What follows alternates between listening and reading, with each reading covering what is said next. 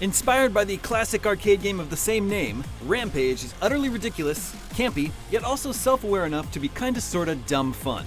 It's exactly the mindless, formulaic romp it's been sold as, with star Dwayne Johnson trying to carry the whole thing on his charm. But even The Rock can only do so much when a movie is this absurd.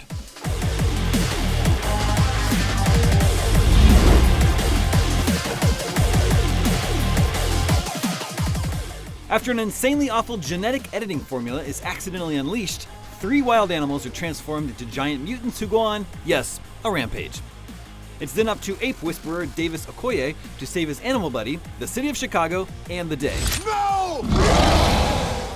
Rampage boasts a stone-cold, stupid script, laden with some hilariously on-the-nose and cringeworthy dialogue, especially when it comes to all the pseudoscience involved in turning everyday animals into giant monsters. Dwayne Johnson anchors the film with his requisite mix of self-effacing humor, machismo, and heart. His character is a ludicrously over-credentialed badass, a former Special Forces soldier turned anti-poaching operative turned primatologist. Davis can handle guns, apes, helicopters, sleeper holds, sign language, you name it. Johnson clearly knows how insipid the whole thing is and owns it. I was just thinking the only thing that's missing right now is a giant crocodile. The bond between George the albino ape and Davis is the heart of the film. It's all very sweet, but George is already highly intelligent and emotional before his accidental transformation.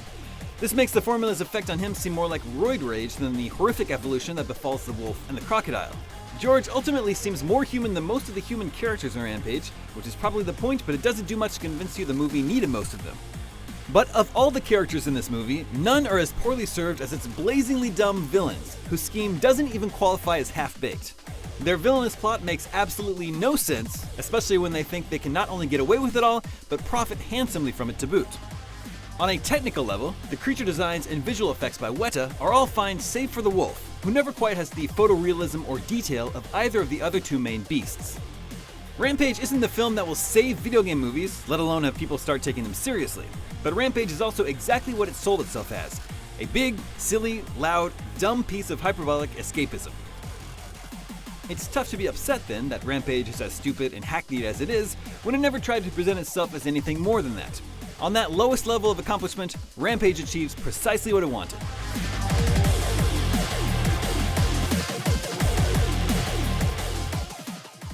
Rampage doesn't really offer much of anything new as a giant monster movie, a video game adaptation, or a Dwayne Johnson vehicle, but it still checks all the boxes expected from it, offering just enough entertainment value to not make you completely hate it.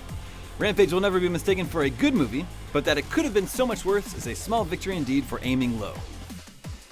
Thanks for watching. For more on the latest movies, check out our reviews of Blockers and A Quiet Place. And for more explosions, monsters, and movies, don't forget to like and subscribe to IGN on all your favorite platforms.